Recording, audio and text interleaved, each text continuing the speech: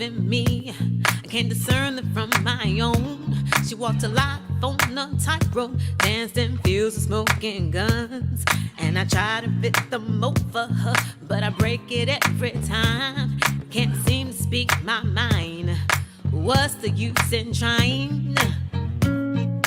Reaching towards the ceiling to touch the sky. Wonder if I reach it, cause it's so damn high. Mama better watch me, learn them facts. Gonna spread my wings, gonna love me for me. Yeah, yeah, gonna love me for me. Yeah, yeah, yeah, gonna love me for me. Yeah, yeah, gonna love me for me.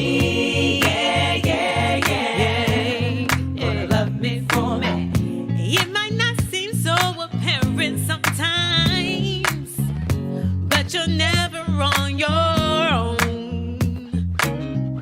This world got me feeling claustrophobic. I refuse to show it.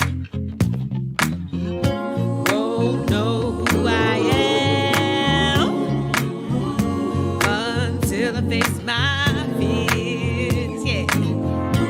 Won't know who I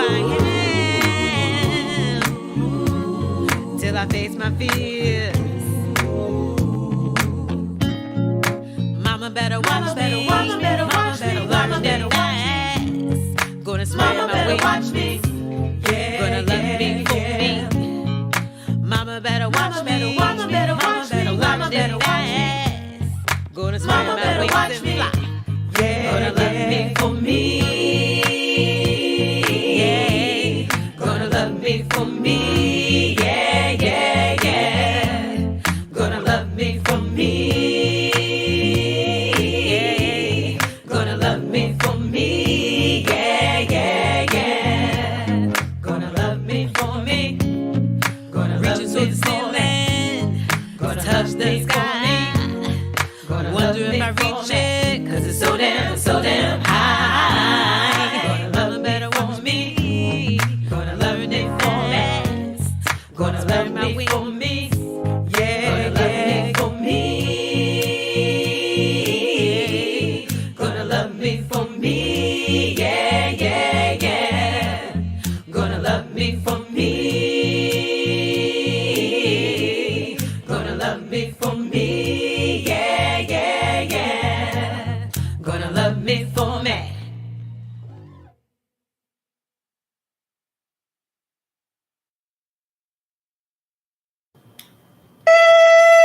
Yay! Hello, beautiful people and freedom folks. Hi, folks. Good evening, freedom people. I am Phoenix Journey. I'm a Black queer ethicist, I'm an educator, and I'm a photosonic creative. And we are here with Storé Michelle. And I am Storé Michelle. I am a Black queer non-binary femme, artist, performer, shapeshifter, and storyteller. Yes. And we are 2/3 of Black Queer Love. Yes. Black Queer Love is a virtual community as well as a limited series podcast. It began when we were just getting together, me, Storé, Jay, and our special guests, and we were Black queer folks talking about Black queer things, life, sex, pop culture, art, everything. And here we are, so fortunate to be able to take over in a very egalitarian and consensual, respectful way. But we're taking over. Keep living this season, so it's good to be with you all.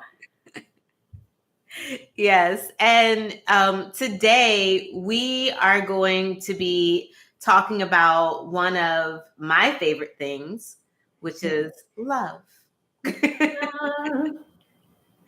to start us off, how was everybody's Valentine's Day? What did you do? Did you spend it having personal, pleasurable time by yourself? Did you spend it with friends? Did you spend it with significant others? How did you spend your Valentine's Day? Please put it in the chats.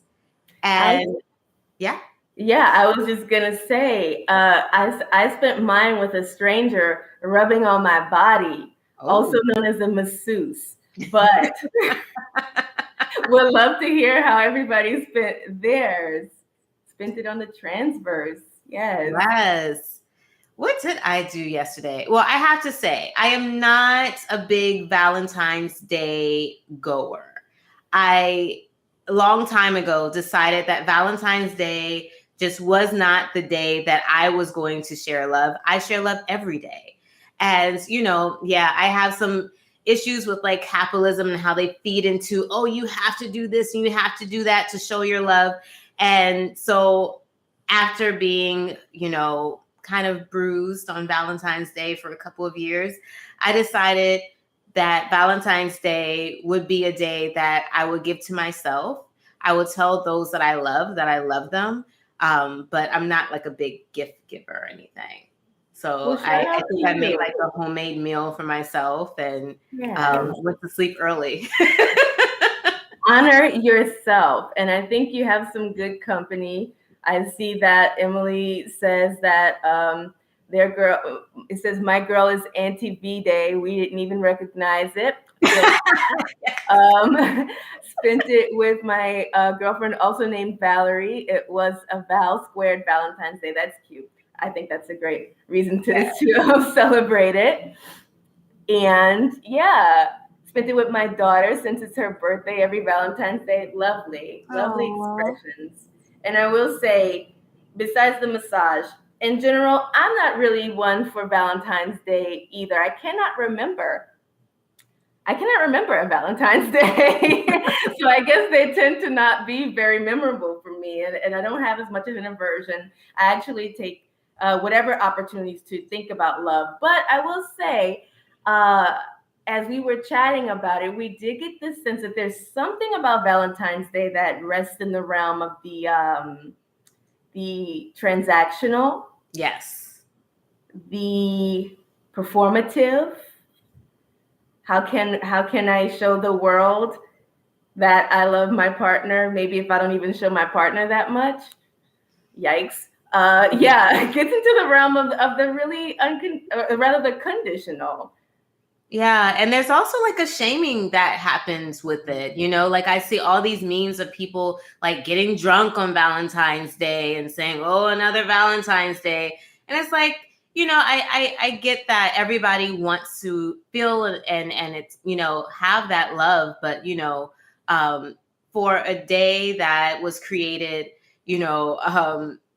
for love, it really is like antithetical to that. And so I wonder about like what we're saying love is on Valentine's Day when those gifts and expression are done. Is it just performative for some people? And I'm sure it can be, Yeah. Well, I'm curious, since, I'm a little bit of a nerd. I like definitions. I'd be curious to know, what would you say love is, Story Michelle? Oh man, what is love? Well, I will say that love is a verb. Mm-hmm. And there's this song that I really love, and I think it's called Mango, and it's by Camus and Adele, Adeline, sorry. And in the song, it says that love is a service. Mm-hmm. So when I think about it being a verb and I think about it being a service is something, well, just thinking about like service kind of like jobs that we have or like things that don't necessarily have to be transactional. I was a teacher for 16 years, and teaching is a service. Yes. It's something that I did and I was grateful to do. And yes, you're a professor too. I was grateful to do, but like I was feeding them. They weren't necessarily supposed to be feeding me, even though they did in different ways, right? And so like if love is a service, is something that you're doing and not necessarily thinking about what you're going to get in return. It's something that you're doing out of your, what is the word? I don't want to say the goodness of your heart, right? That sounds so cliche. I mean, But yeah, Yeah. like because something in you is saying, you know what, I want to show this person how much I love and care for them, and love, there's many different types of loves, and I think that's the broader part of this that we don't get to see on Valentine's Day. We kind of have situated it as just something that happens between two partners, and I think that if we kind of like brought in and break that open, we would see that like relationships and love exists in so many different ways. Yeah. And I think we would be inclined to nurture love besides partner love, and really, really commit ourselves to doing that well. I think that there's a lot of not only marketing, but also a lot of books and tools that show us how to be better relational romantic partners. And it could be helpful, I think, if we practice even more how to be a good friend, how to be a good, I don't know, stranger. Yeah. How to be a good person walking down the street and somebody, drops all their stuff on the street, and I'm just like, I hope they get all their stuff back. But I can do better. I can stand to do better. And as you share your ideas around love, I really appreciate that, locating it in the realm of action. Because we've been talking a little bit about Bell Hooks and how she uses M. Scott Peck's definition of love, which is, and we'll share this with you, but which is, love is the will to extend oneself for the purpose of nurturing one's own or another's spiritual growth. Love is the will to extend oneself for the purpose of nurturing one's own or another's spiritual growth. I've really been sitting with this definition of love, because it is not one that I think you can be like, oh yeah, love ya. Like, right. It sounds more intentional. Like there's a lot of intention that goes behind it. Intention and commitment, and also I think that the piece that's really significant there is the will to extend,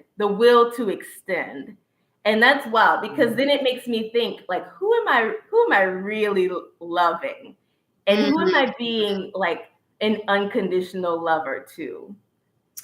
I mean, there are relationships now that sometimes we like, we kind of like do the play love thing, Yeah. And it does become this performance of like, oh, I have to look like a good person. But it's not coming from that intentional place of like, I have the will to want to be around this person, to want to give them my energy, you know, and it makes me think about like your brief example of like, if somebody, a stranger, drops everything in the middle of the sidewalk, you have the will to stop what you're doing and say, you know what, this is a person that needs support. Let me go help them. And in that same way, going back to the quote that you just read, like, how is that feeding you spiritually? What is that saying about how you feel about humanity? What is that saying about how you feel about your placement in the world?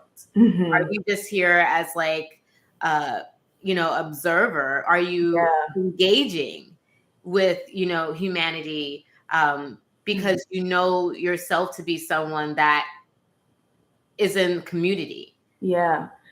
I love that take on it, because I mean, a way to say that is that feeling like or knowing that your love matters, right? That it makes a meaningful impact in somebody else's life. It's not just, I'm just a Bill moving through the world, like not impacting or touching people, but that like what I do, how I treat people, how we interact, like that's the manifestation of love in the world, right? Not just the lip service. I have to say, I was thinking about where does like real unconditional love show up for me, and I can unpack this a little bit, but I landed in that I think I feel I am committed to unconditional love for myself. I'm committed to unconditional love for Earth, and I'm committed to unconditional love for sentient living beings. But interpersonally, and maybe I need a little push. Maybe y'all could push me a little bit. But I've been thinking about it, and I'm like, if someone is, if I'm in a setting where love is no longer being served, how do I navigate my love in that situation? Realizing that it's an act, so it takes energy. How do I navigate my love in that sort of situation where love is no longer being served? That's Nina Simone, right? Yeah. It reminds me. Oh, and I do not remember her name. I hope you do. Okay. So Jonathan has that new show. Jonathan from Queer Eye has that new show, and in that he had an interview with this woman who's a mayor. She has bald head now. And she kind of remixed Shirley Chisholm's quote about if there's no chair for you at the table, then you bring a folding chair. She said, no, you create a whole new table, and I thought that was so interesting because it kind of breaks open this idea of like, if love isn't being served at that table, you don't force yourself there. You create a table for yourself and invite who you want at the table, And so it becomes this idea of like, you put your time and energy where you're also being served, where you're also being seen, where you're also feeling safe, because a big part of love is also safety. There also is like, if there is an exchange, it is an exchange of like, I am giving you this love because I'm trusting that you're going to be gentle with me. I'm trusting that you're going to be able to see me. And I think that part of loving unconditionally is seeing people in their humanity. It doesn't mean that person is going to be perfect all the time. It doesn't mean that person isn't going to get on your nerves, isn't going to say the wrong thing, and that's when the practice of love becomes harder, right? Because what we're given is this romanticized version of love. Think about Disney, and fairy tales and how we have like these rom-coms where like people just magically fall in love. And even though they try to nuance that by showing them having arguments and stuff like that, there still isn't a conversation being had about how, change is a part of love. That love changes, that it evolves. It does not stay the same. No relationship stays the same. So love has to change with it. And that's, I think, part of the unconditional part is that you're not demanding that person to stay the same. You're not saying to that person 20 years later, you're not the same person I met. Of course I'm not. And you should. I hope not. I hope you're evolving. I hope you're transforming. Yes. Because I'm growing. And you want to grow together with whoever you're in a relationship with. And I'm not just talking about partners. I'm talking about friendships. Like me and my sister friend, Danny Boo Boo, we've been friends for 25 years or so. And, our relationship has really evolved. From when we were teenagers to now, we're very different. And, I've changed in a lot of really big ways. And I've always been nervous about like, oh, is she gonna, get upset about me wanting to do this and not wanting to do this like we always did? And she just rocks with me. She and she, I think, is changed by my change. Yeah. Yeah, I think that leaning into love and going where love leads you frees other people to lean into their own love and see where love leads them. And I think that, I think personally, as in the words of Adore Delano, I'm a fucking Libra. So I'm also Venus in Libra. So I really have strong feelings about love. I love love. And I think that we cannot go wrong when we follow like love. That love that is the sort of love that we're talking about. This abiding love, this love that extends oneself for the sake of another and for one's own spiritual and nurture, one spiritual health and nurture. I think that's, as long as we follow that, we'll be all right. But I love this point you made too about evolving and changing and how love goes on a journey, even as we go on a journey. And that can be a really scary thing, but it's also like beautiful and like, oh, wow. It's like an adventure. And what you used, when you talked about the example of you and Danny, you talked about how you all have been able to roll with each other. Yes, Libras unite. The way that you all have been able to roll with each other. But I also love this quote from Bell Hooks, and we're just honoring Bell Hooks because not only is it Black History Month, she is our recently transitioned ancestor, and we love our queer ancestor, Bell Hooks. But she says, to love well is the task in all meaningful relationships, not just romantic bonds. And the part that I am most moved by is this idea of love well. So you and Danny were able to roll with each other because you all were able to love each other well through the process. But I'm going to share a story. Okay. Of my recognizing my own capacity to not be able to love someone well and us doing a separation for a period of time. I have a good friend. We decided, I'm going to call it consciously uncoupling. So we just decided that we're going to step back from our friendship in some ways.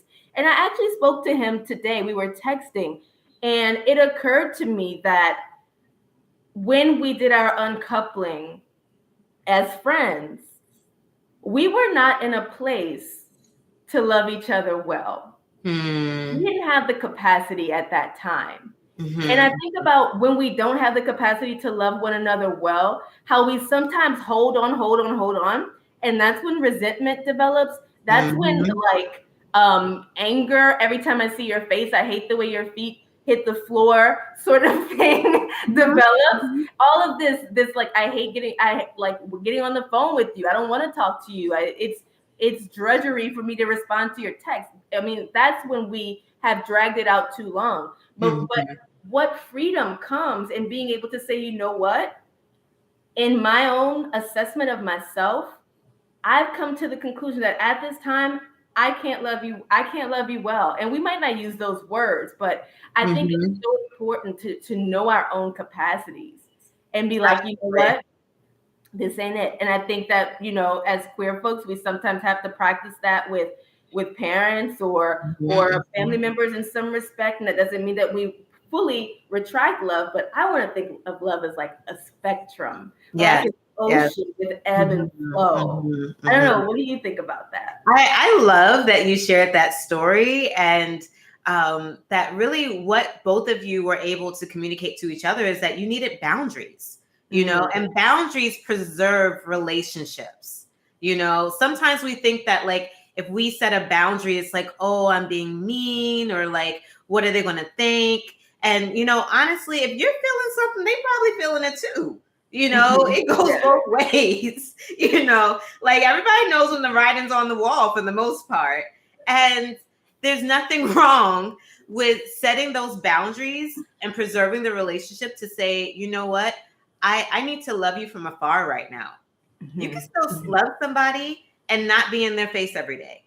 You can still love somebody and not talk to them on the phone all the time, and especially, in my journey and my queerness, I've had months where I would have to separate myself from family members, and at first I was like, oh, this is bad. Like, am I being a bad, person by doing this? And I had to like understand that, I'm actually preserving my relationship. Yeah. So neither one of us say things that we don't need to say, that we can't take back, Yeah.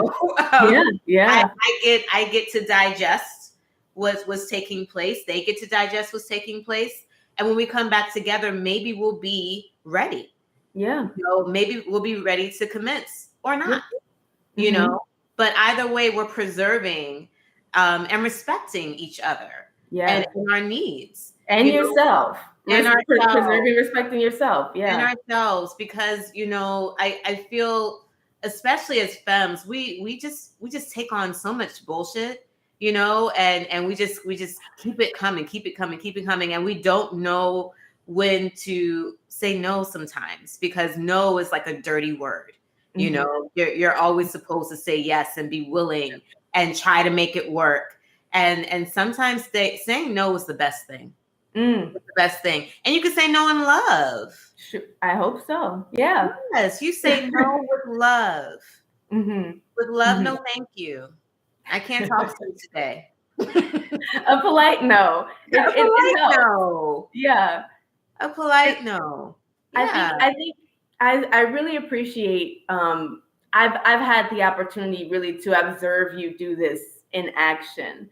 And I so admire the ways that you tend to yourself and your changes so that you can shape change the way that you need to with the people that you're involved with, right? This change is happening to me. How do I need to tend to what's going outside to align with this change that's happening inside of me? And I see you do it, and I'm like, yes, Black queer femme, you do that. and I'm taking notes, because it's not something that comes easy, like you said, to women, femme. It's not something that comes easy to us. And what I so appreciate from what you've shared too is like what it means to trust in love, and to trust in the love that you've created, that you can allow the love to change.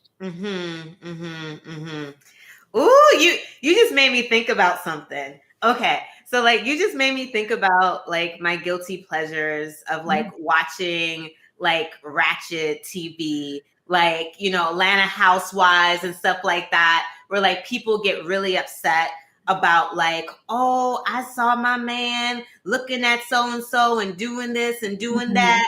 And like, there's this like control or wanting to have control over what somebody else does, over how somebody else thinks, over how somebody else reacts to this or that. And, honestly, that's conditional too. Because here's the thing. I don't own nobody. I only own myself. I only control myself. I can only tell myself what to do. Anybody else has their own mind, their own perspective, their own life story, and they come to this world totally different than what I do. So part of unconditional love is letting people be free to be themselves. If they decide to cheat, then honey, move on.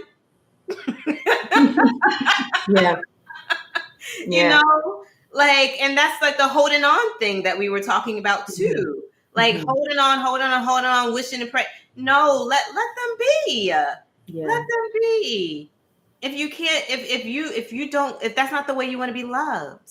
Because here's the thing that we were talking about earlier. Like you said, like you have to know that you are a being worthy of love. Yes. And if you're worthy of love, then you don't just accept anything. And if my love matters in the world, I'm not going to put it in places where it's going to be run over or dismissed or not valued, right? I noticed somebody's comment here where they said, sometimes people need to refresh, that if someone is quote unquote toxic, and they hate using that word, and they bring it out your words, then space can be healing. Right. And can we trust the love that we've cultivated to withstand the space? Can we trust the love that we've cultivated to withstand change? Can we trust the love that we've cultivated to withstand any hard times? Or is it the kind of love, conditionally speaking, that's only good time love? Hey, with sunny days, everybody loves them, but can you stand the rain? Sunny days. Everybody loves them. I gotta sing it. Can you stand the rain? What group is that? Somebody, I bet you Ram and Nikki knows. New Edition.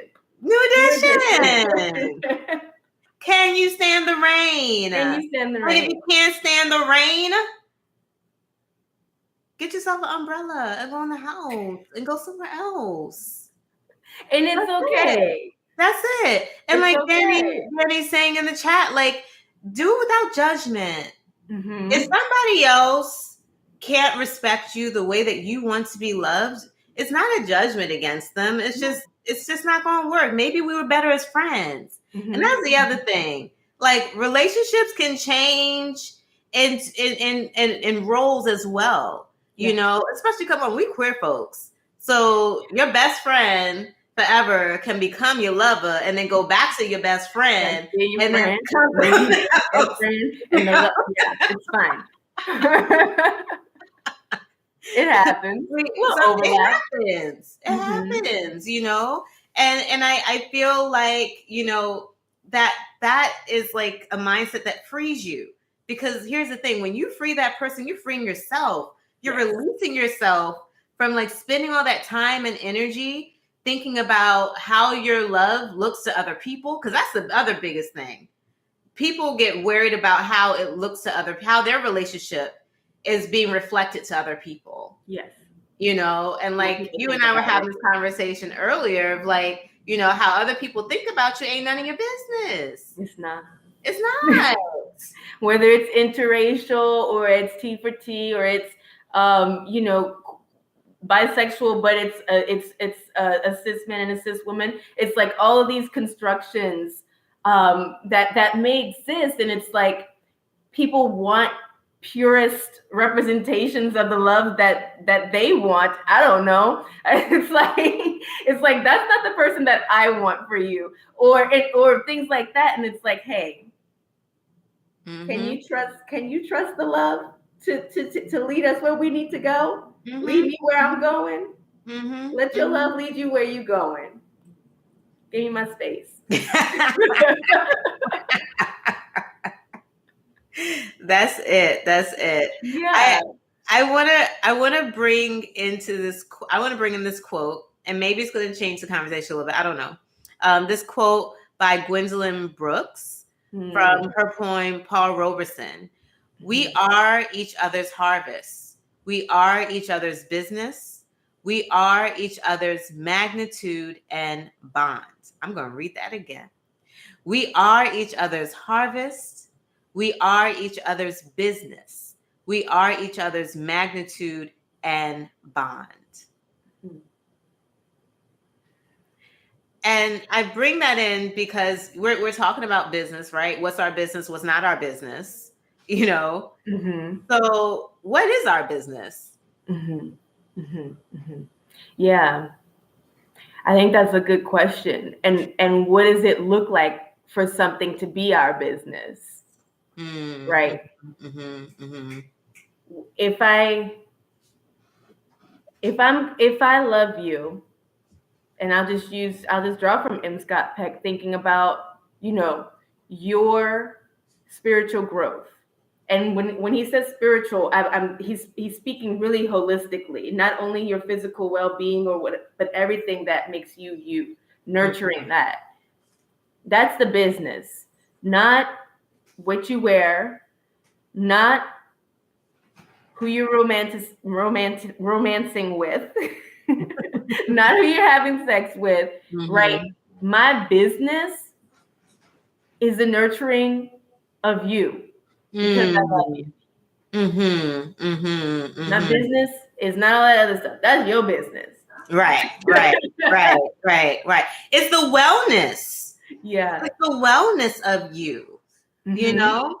Like I feel like, and that's, I keep on thinking about like you talking about the stranger, right? Because that instant that you came up with of somebody's stuff falling out, or if we see anybody in trouble, that does become my business because I want to see everybody be well. Yeah. Even we don't have to get along for me to want you to be well.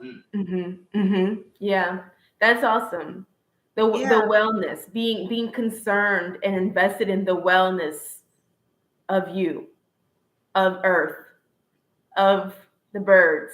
We have 2 parakeets, Sugar Baby, Pepper Sweet, 2 dogs, Shiloh and Destiny. Right, being concerned with their wellness. That's the love. And it goes it goes beyond the lip service and all the sort of the collective imagination's demands on who and how we ought to be. But what if we really got invested in each other's wellness? That would be lit. Right. Right. Because then we all be living in abundance. Yeah.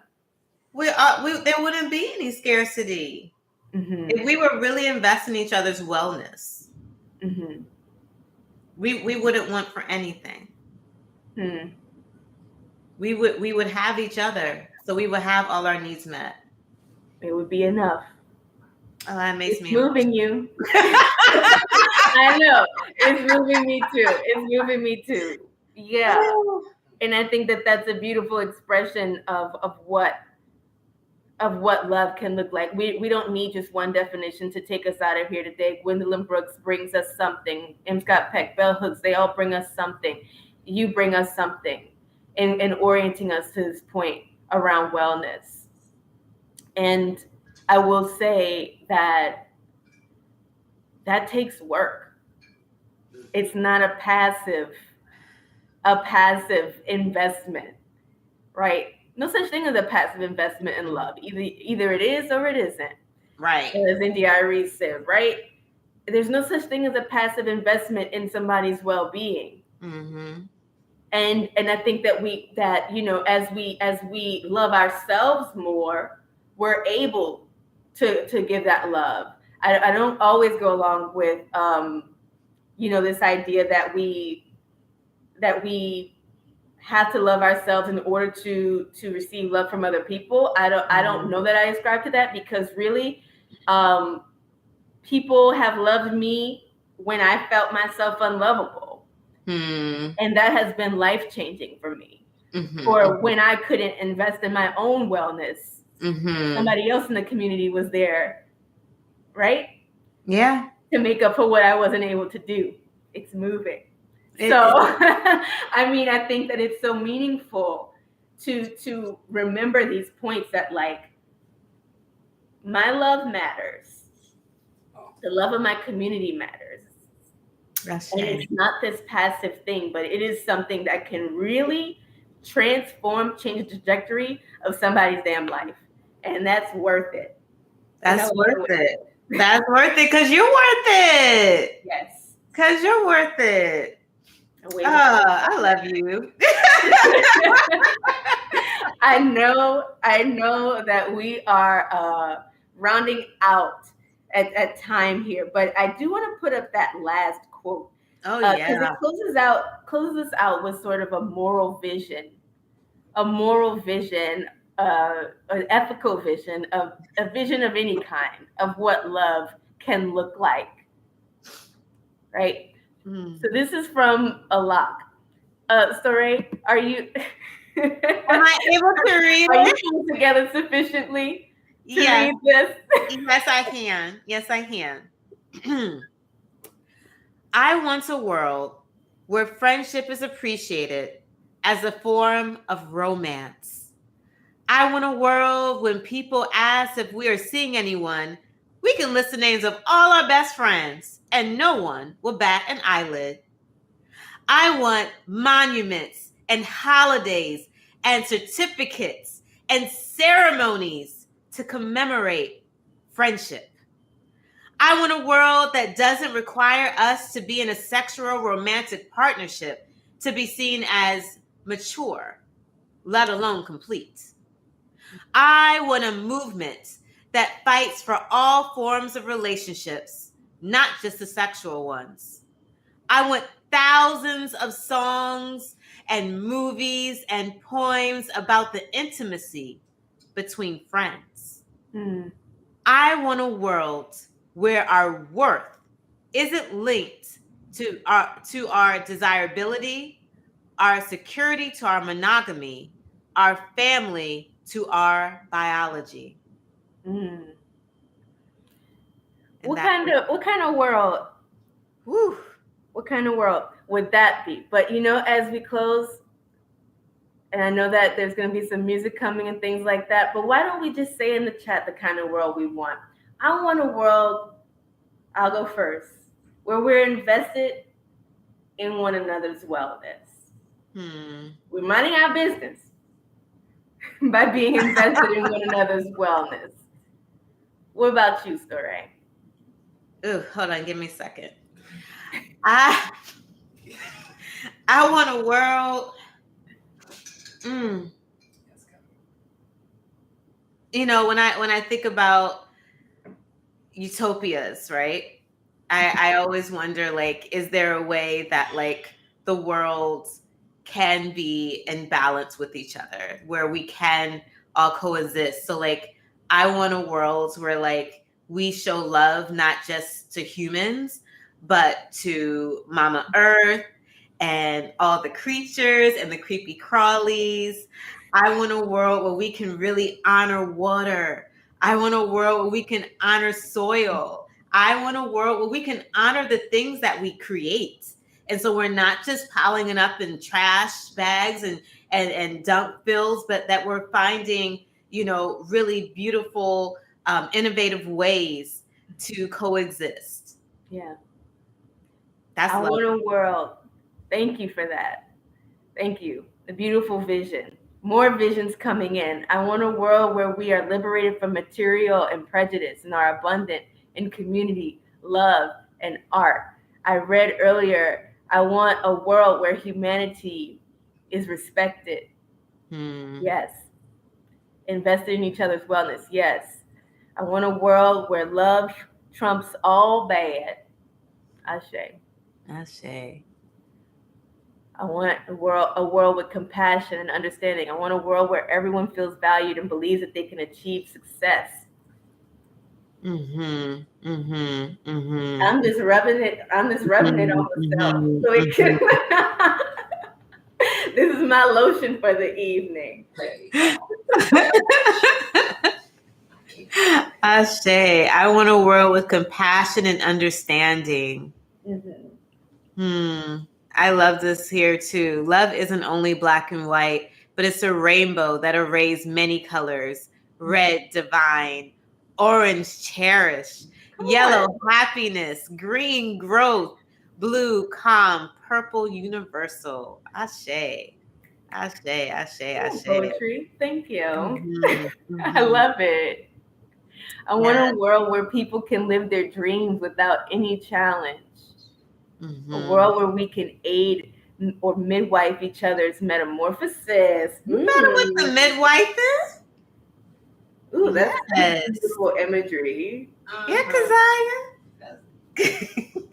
I have to say personally, and I'm sure they won't mind me doing this, I wonder what kind of world J Exodus Hooper wants. Do we see that in the... I'm sure they don't mind me calling them out about that. You can call me out.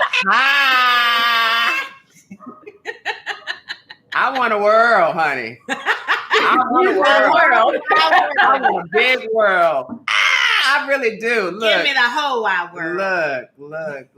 I want a world. Y'all got me singing. You got me singing Louis Armstrong over here, and in my spirit, I'm getting all the extra. Woo.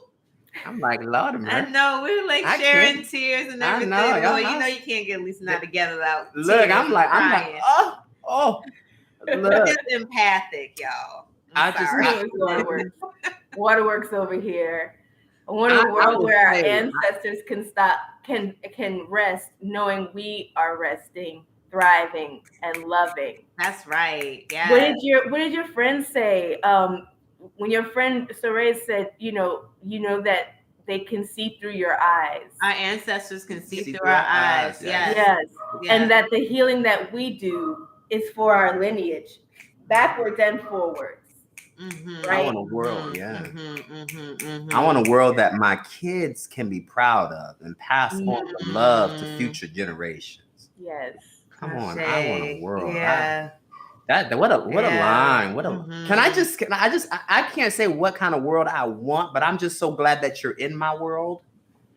I'm so glad. I like reading all like one of the Jewish rabbis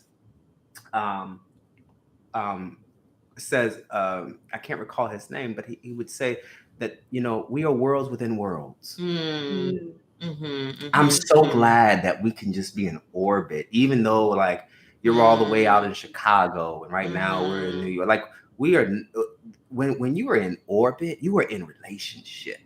There is a gravitational connection that is pulling you towards each other. I know y'all have already given the sermon and stuff for tonight. So I'm just gonna say, look, I want a world within a world so that I can just be pulled closer to you. Can I just be pulled closer to you? Can I just be in relationship with you? That I know that like literally every moment of this shared experience is cosmic love. Let it be a cosmic love, something that literally can produce new galaxies, new generations, new futures, new Milky Ways. Anything can be produced. One of my favorite things that I just found out for those fancy little science folk that I thought it was fascinating. I have a huge obsession with the black hole. I love the black hole. I love it. It's my favorite thing. I actually am getting the tattoo of that, and we'll figure out where it's going to go without trying to sound funny. That's a queer joke. I was gonna let it go. I got a black hole. What can I say? But I really do. I do have this fascination. I was recently reading that in Maryland they had discovered that there was a black hole, particularly that has been recently discovered, is not necessarily just a place of void light. A black hole, in one particular area of our universe, when they are smaller, begins to produce stars. So the narrative that every time light enters a black hole and never comes out is actually not necessarily true. Yeah. That black holes actually in their beginning stages produces the universe that we're in. That's just enough. And y'all done already created all of that with all this magic today, right? They done took over my show and stuff. So I know y'all were blessed to have that experience because my life has been taken over completely by them anyway. So, and that's why you get the person that I am today, right? So I'm just very grateful that we have that. I just produce stars, in this world. Produce stars. Be a star. Be it. Everybody is a star. Everybody is a star. Be your own zodiac, honey. Be your own constellation and zodiac. Name something worthwhile. Put your promises in it and put your future in it. And anytime you pull your star, at least you know who you are in the constellation and your arrangement and alignment in the universe. So I'm so happy.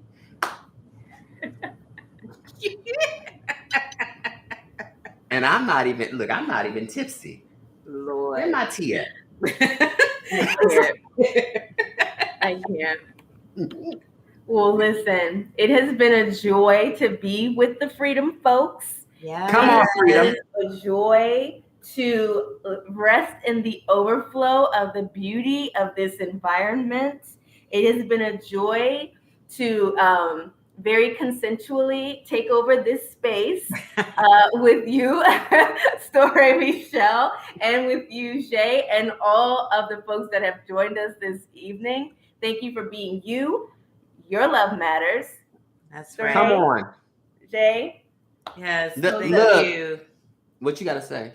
Oh, I was just going to say thank you. I'm just humbled to be here with all of you and with my loves. Thank you. All right, we ready for the music? Let's make it happen. It. Justice! Love you for you. Hey. Hey!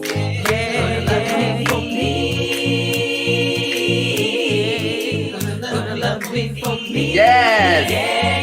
Right there. Hey, living on love. Hey, go leave. Go leave. Hey.